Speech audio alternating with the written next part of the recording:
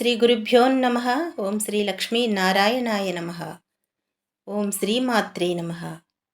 ఓం Shri విశ్వమాత devotional ఛానల్కు స్వాగతం, సుస్వాగతం. ఆత్మబంధువులకు నమస్సుమాంజలి. శ్రీ విష్ణు పురాణం. శుక్లాంబరధరం విష్ణుం శశివర్ణం చతుర్భుజం ప్రసన్నవదనం ధ్యాయేత్ సర్వవిఘ్నోపశాంతయే.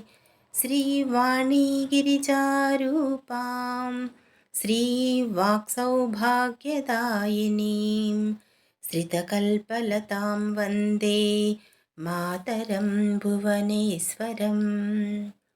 శాంతాకారం భుజగశయనం పద్మనాభం సురేశం విశ్వాకారం గగనసదృశం మేఘవర్ణం శుభాంగం లక్ష్మీకాంతం కమలనయనం యోగిహృద్యానగమ్యం వందే విష్ణుం భవభయహరం సర్వలోకైకనాథం. ఓం శ్రీ వాగేశ్వరీ దేవ్యై నమః. ఓం శ్రీ గురుభ్యో నమః. శ్రీ విష్ణు పురాణం. విష్ణు పురాణం వేదాల్లో వేదం, శాస్త్రాల్లో శాస్త్రం, జ్యోతిష్యంలో జ్యోతిష్యం, నీతి శాస్త్రాల్లో నీతి శాస్త్రం, పురాణాల్లో పురాణం, ఇతిహాసాల్లో ఇతిహాసం, యోగ విద్యల్లో యోగ విద్య, కావ్యాల్లో కావ్యం. ఇలా విష్ణు పురాణం సకల లోక విషయమే కాక సకల లోక మనోరంజనం కూడా. ఇంతటి ప్రశస్తమైన విష్ణు పురాణాన్ని మొదట చతుర్ముఖ బ్రహ్మదేవుడు దక్ష ప్రజాపతికి వినిపించాడు. ఆ దక్షుడు పురుకుత్సుడనే రాజుకి చెప్పినాడు.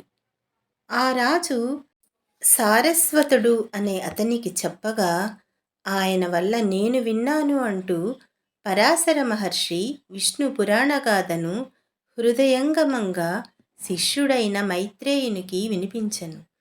ఇలా మహిమాన్వితమైనటువంటి ఈ విష్ణు పురాణాన్ని సరళమైన వచనంలో ఈ రోజు నుండి తెలుసుకోబోతూ ఉన్నందుకు మనందరం ఎంతో పుణ్యాత్ములమై ఉన్నాము. కథా ప్రారంభం. పరాశరుడు మునులలో మున్నెన్నదగిన తపోధనుడు. తల్లి కడుపులో ఉన్నప్పుడే వేద శాస్త్రాది విద్యలు క్షుణ్ణంగా నేర్చిన విద్యావంతుడు.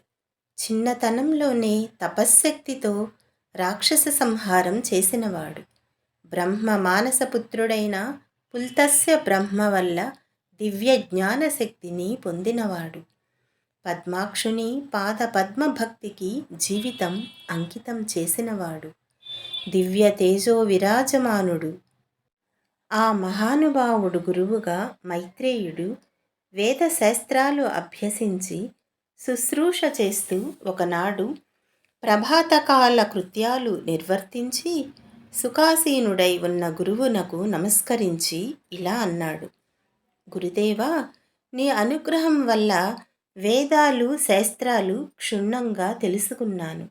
జ్ఞానధనం పొందిన అదృష్టవంతుడిని అయినాను.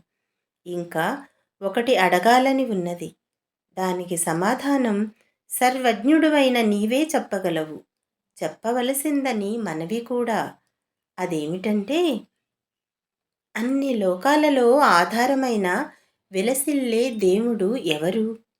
ఇంద్రాదులకు ప్రభువు, భక్తుల కోర్కెలు తీర్చేవాడు, చరాచర పదార్థములందు ఉండేవాడు, యోగీంద్ర వినతుడు, వేదమయుడు, తన కథలచే ఇహపర సుఖమును కలిగించే దేవుడు ఎవరు? విజ్ఞాన ప్రదాత, భువన నిర్మాత, భర్త, సంహర్త అయిన ఆ దేవుని గూర్చి తెలుసుకోవాలని నా యొక్క కోర్కే. అలాగే పృథివ్యాది భూత ప్రమాణాలు, సప్త సముద్ర విస్తారం, సప్త ద్వీప వృత్తాంతం, సప్తకుల పర్వతాల విషయం, సూర్యాది గ్రహ తారక సంచారం, దేవాది చతుర్విధ భూత సృష్టి, చతుర్దశ మన్వంతర వృత్తాంతం, 4 యుగాల ప్రమాణం, కల్ప విషయం, యుగధర్మాలు, దేవర్షుల చరిత్రలు, రాజవంశ చరిత్ర, వేద శాఖా ప్రమాణాలు, బ్రాహ్మణాది వర్ణ ధర్మాలు, బ్రహ్మచర్యం మొదలుగా 4 ఆశ్రమాల పద్ధతి వినాలని ఉన్నది. సెలవెయ్యవలసిందని మనవి అని అనగా పరాశరుడు పరమానంద హృదయుడై చెప్పాడు. ఒక్కసారి మనం మాట్లాడుకున్న ఈ 4 విషయాలని ఒక్కసారి గుర్తు చేసుకుందాం. పరాశరుడు మునులలో కల్లా అత్యంత శ్రేష్టమైనటువంటి వాడు, తపోధనుడు. అతను వేద శాస్త్రాది విద్యలు క్షుణ్ణంగా నేర్చుకున్నాడు. చిన్నతనంలోనే తపశ్శక్తితో రాక్షస సంహారం చేసినవాడు. బ్రహ్మమానసపుత్రుడైన పులస్త్య బ్రహ్మ వల్ల దివ్యజ్ఞాన శక్తిని పొందినవాడు. ఇతనే పరాశరుడు. అత్యంత గొప్పవాడు, మునులలో అత్యంత శ్రేష్ఠుడు. ఆయన దగ్గరే మైత్రేయుడు విద్యను అభ్యసిస్తూ ఉన్నాడు. అంటే మనం ఆ కథని చెప్పుకుంటూ ఉన్నాము. మైత్రేయుడు జరుగుతూ ఉన్న కథను మనం చెప్పుకుంటూ ఉన్నాము. మైత్రేయుడి యొక్క గురువు గారు పరాశరుడు. ఆ తపోధనుడైనటువంటి పరాశర మహర్షిని మైత్రేయుడు ఈ ప్రశ్నలు సంధించినాడు. ఏ విధంగా అని మనం ఇప్పుడే మాట్లాడుకున్నాము. అన్ని లోకాలలో ఆధారమై వెలిసిల్లే దేవుడెవరు? భువన నిర్మాత, భర్త, సంహర్త అయినటువంటి ఆ దేవుని గురించి తెలుసుకోవాలని నా యొక్క కోరిక. ఈ విధముగా సూర్యాది గ్రహ తారక సంచారం, దేవాది చతుర్విధ భూత సృష్టి, చతుర్దశ మన్వంతర వృత్తాంతం, 4 యుగాల ప్రమాణం, కల్ప విషయం, యుగధర్మాలు, అదేవిధంగా దేవర్షుల యొక్క చరిత్రలు, రాజవంశ చరిత్రలు, ఇటువంటివన్నీ కూడా తెలుసుకోవాలి అని ఈ యొక్క మైత్రేయుడు కోరుకుంటూ ఉన్నాడు తన గురువుగారైన పరాశర మహర్షితో. మరి మనకి కూడా ఇంట్రెస్టే కదండి ఇవన్నీ తెలుసుకోవాలి. ఎవరు అసలు ఈ యుగధర్మాలకు అధినేత ఎవరు? ఈ చరిత్రలేమిటి? రాజవంశ చరిత్రలేమిటి? ఈ వేదశాఖ ప్రమాణాలేమిటి? ఈ వర్ణధర్మాలేమిటి? బ్రహ్మచర్యం అనగా 4 ఆశ్రమాల పద్ధతి ఏమిటి? ఇటువంటివన్నీ తెలుసుకోవాలని మనందరికీ కూడా ఉంటుంది. ఆ విషయాన్ని మనం ఈ విష్ణు పురాణం ద్వారా మనం తెలుసుకోబోతున్నాం. మరి శిష్యుడు ఇంత మంచి ప్రశ్న అడగగానే పరాశర మహర్షి ఆనందభరితుడై, మైత్రేయ, మంచి విషయం అడిగినావు. అదంతా నాకు తెలిసినదే. ఇప్పుడు నీ వల్ల నాలో నుంచి బహిర్గతం అవుతుంది, విను అని ఆనందదాయకంగా చెప్పినాడు. పరాశర మహర్షి ఇలా సెలవిచ్చినాడు. నా చిన్ననాడు ఒకప్పుడు పులస్త్య బ్రహ్మ వచ్చి నన్నెంతో ఆదరముగా చూసి నువ్వు పురాణకర్తవవుతావు అని వరం ఇచ్చి వెళ్ళిపోయాడు. ఆ వరప్రభావం పౌరాణిక విషయం అంతా నాకు స్వాధీనం అయినది. దానిని వివరిస్తాను, విను అని అనగా, మైత్రేయుడు, ఆచార్య, పురాణకర్తగా నిన్ను పులస్త్యుడు అనడానికి కారణమేమిటి అని అడిగాడు. పరాశరుడు ఇలా సమాధానం చెప్పాడు. మునుపు విశ్వామిత్రుడు పగబట్టి మా తాత కొడుకులను 100 దారుణముగా చంపించాడు రక్షకుల చేత. మా తండ్రి శక్తి వారితోనే మరణించాడు. అప్పటికి నేను తల్లి కడుపులో ఉన్నాను. వేదశాస్త్రాదులు నాకు వశమైనాయి. కొన్నాళ్లకు జన్మించాను.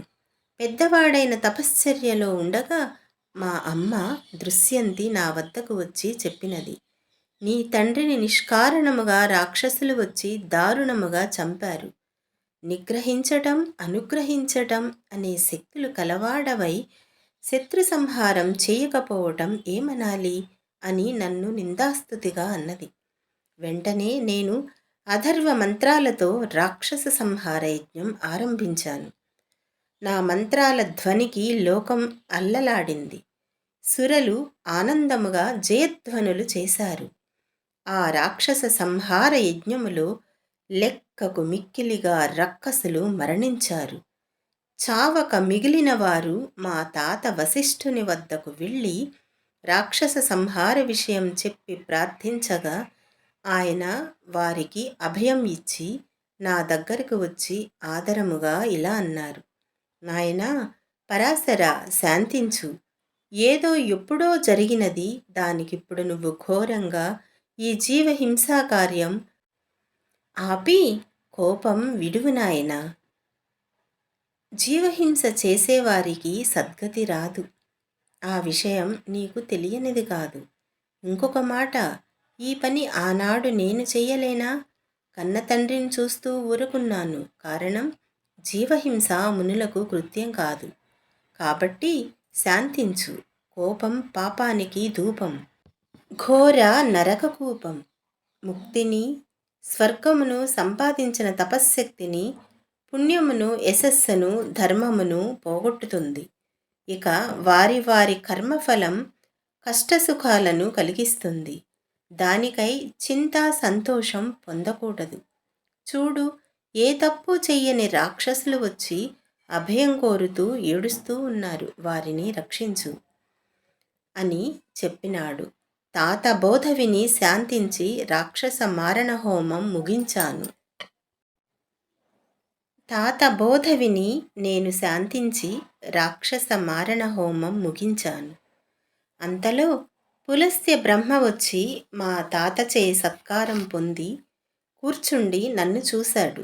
ఆనందించి ఇలా అన్నాడు: వాసిష్ఠా, శాంతమూర్తివైనావు. నీ కోరిక ఏమిటి అని అడగగా నేను ఆయన పాదాలకు నమస్కరించి జ్ఞానం, మధురమైన వాక్కు, ప్రతిభ, పాండిత్యం, పురాణ ప్రావీణ్యం కావాలి, ప్రసాదించు అని ప్రార్థించాను. ఆయన తథాస్తు అని వెళ్ళిపోయాడు. పులస్త్యుని వాక్కు నీ కోరికను సఫలం చేయుగాక అని మా తాత వరమిచ్చినట్లుగా ఆశీర్వదించినాడు. మైత్రేయ, ఆ మహానుభావుల అనుగ్రహం వలన దేవ రహస్య కార్యాలు, వేద విద్యా విశేషాలు నాకు కరతలామలకమైనాయి. అనేక శాస్త్రాలు, గాన నృత్య విశేషాలు, చరాచర భూతగణ ప్రవర్తన నాకు వశమైపోయినాయి. వివరించి చెప్పగలను కాబట్టి నువ్వడిగినవి పురాణ రూపాన చెప్తాను విను.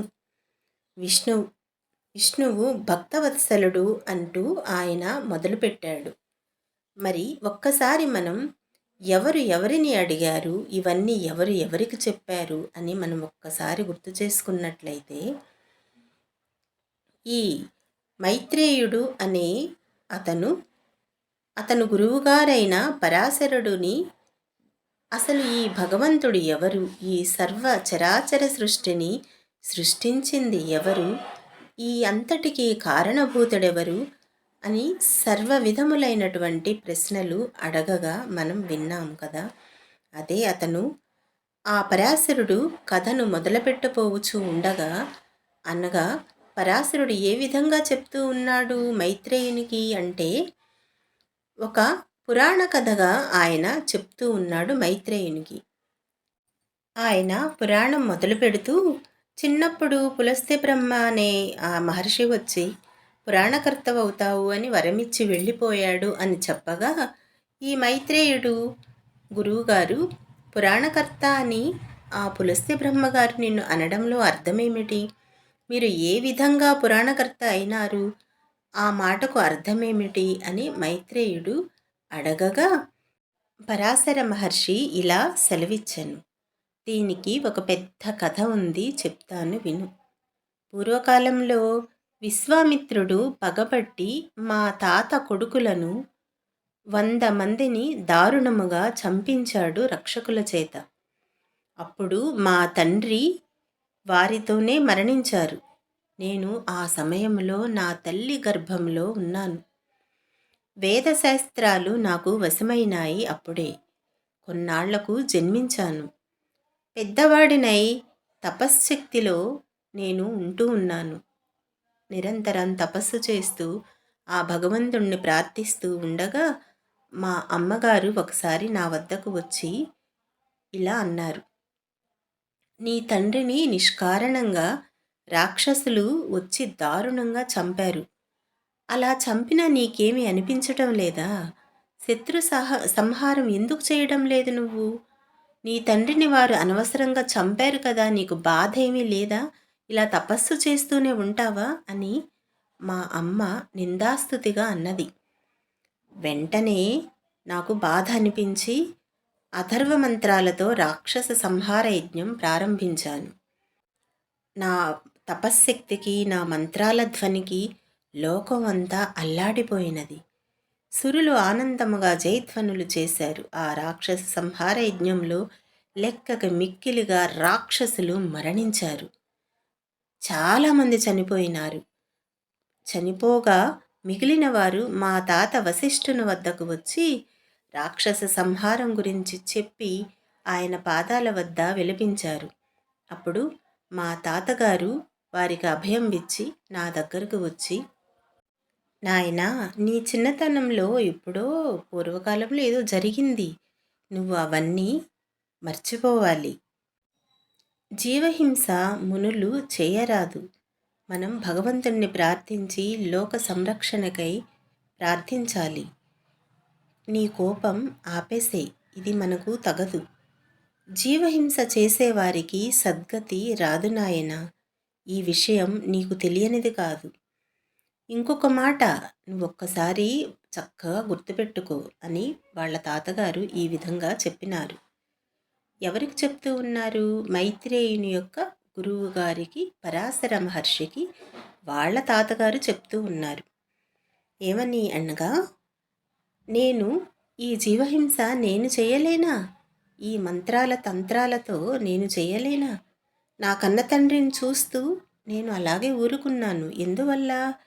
జీవహింస మనకు అవసరం లేదు, అది మన పని కాదు. కాబట్టి శాంతించి కోపానికి, పాపానికి మనం దూరంగా ఉండాలి. కోపం అనేది ఘోర నరక కూపం. ముక్తిని, స్వర్గమును, సంపాదించిన తపశ్శక్తిని, పుణ్యమును, యశస్సును, ధర్మాన్ని పోగొడుతుంది ఈ కోపం అనేది. ఈ విధంగా వారి వారి కర్మఫలం కష్టసుఖాలను కలిగిస్తూ ఉంటుంది. దానికై చింత, సంతోషం మనలాంటి వారు పొందకూడదు. చూడు, ఏ తప్పు చేయని రాక్షసులు వచ్చి నన్ను అభయం కోరుతూ ఉన్నారు. ఎప్పుడో పూర్వకాలంలో వారి తాత తండ్రులు తప్పు చేశారు. అందుకు ఈ జన్మలో ఇప్పుడు వారిని మనం అనకూడదు. వారు అమాయకులు, వదిలివేయి నాయన అని మా తాతగారు నాకు ఎంతో నచ్చచెప్పారు. మా తాతగారి బోధ విని నేను శాంతించి రాక్షస మారణ హోమం ముగించాను. ఈ రాక్షస హోమం ముగించిన తరువాత లోకాలన్నీ శాంతించాయి. అందరూ సుఖజీవునులై ఉన్నారు. ఆ తరువాత పులస్త్య బ్రహ్మ వచ్చి మా తాతగారి చేత సత్కారం పొంది నేను ఆ ప్రక్కనే ఉన్నందుచేత నాతో ఇలా అన్నారు, నువ్వు ఇప్పటికీ శాంతమూర్తివైనావు. నీ కోరిక ఏమిటి అని వారు నన్ను అడిగారు. నేను ఆయన పాదాలకు నమస్కరించి, జ్ఞానము, మధురమైన వాక్కు, ప్రతిభ, పాండిత్యం, పురాణ ప్రావీణ్యం కావాలి, ప్రసాదించు అని ఆయనను నేను ప్రార్థించాను. అంతటా ఆయన తథాస్తు అని అనగా నా కోరికను సఫలం చేసి ఆయన నాకు మధురమైన వాక్కుని, ప్రతిభను, పాండిత్యాన్ని, పురాణ ప్రావీణ్యాన్ని ప్రసాదించారు. మైత్రేయ, ఆ మహానుభావుల అనుగ్రహం వల్ల దేవ రహస్య కార్యాలు, వేద విద్యా విశేషాలు నాకు కరతలామలాకమైనాయి. అనేక శాస్త్రాలు, నృత్య విశేషాలు, చరాచర భూతగణ ప్రవర్తన నాకు వశమైనాయి. నేను వివరించి నీకు విశదంగా చెప్పగలను. కాబట్టి నువ్వడిగినటువంటి పురాణ రూపాన చెప్తాను, విను. పురాణ రూపాన వినగా నీకు అత్యంత పుణ్యము ప్రాప్తించును. విష్ణువు భక్తవత్సలుడు, దేవమయుడు, దేవరక్షకుడు, విశ్వగురువు. సమస్తము విష్ణుమయమై నడుస్తుంది. ఆ దేవునికి సంబంధించి విష్ణు పురాణముగా చెప్తాను. అది వేద సమానముగా ఆలకిస్తావు అని నేను నమ్ముతూ ఉన్నాను. శ్రద్ధగా ఆలకించు అనగా మైత్రేయుడు ఎంతో ఆనందభరితుడై వినడానికి సిద్ధపడుతూ గురువుగారి పాదాలకు నమస్కరించి వినమ్రుడై 2 చేతులను ఎంతో భక్తిగా ముకుళించి ఆయన చెప్పేది శ్రద్ధగా వినసాగాడు. సర్వం విష్ణుమయం. మరి ఈ రోజుకి ఈ కథతో మనం ఆ భగవానుని ప్రార్థిస్తూ రేపటి రోజున మరల కథను ప్రారంభించడానికి సమాయత్తమవుదామా మరి? ఆత్మబంధువులకు నమస్సుమాంజలి. శ్రీమాత్రే నమః. శ్రీమాత్రే నమః. శ్రీమాత్రే నమః. ఇటువంటి పురాణ ఇతిహాసములను మరో నలుగురికి చేరే విధంగా వీడియోని లైక్ చేసి షేర్ చేయండి. అలాగే సబ్స్క్రైబ్ చేసుకోగలరు. Thank you very much.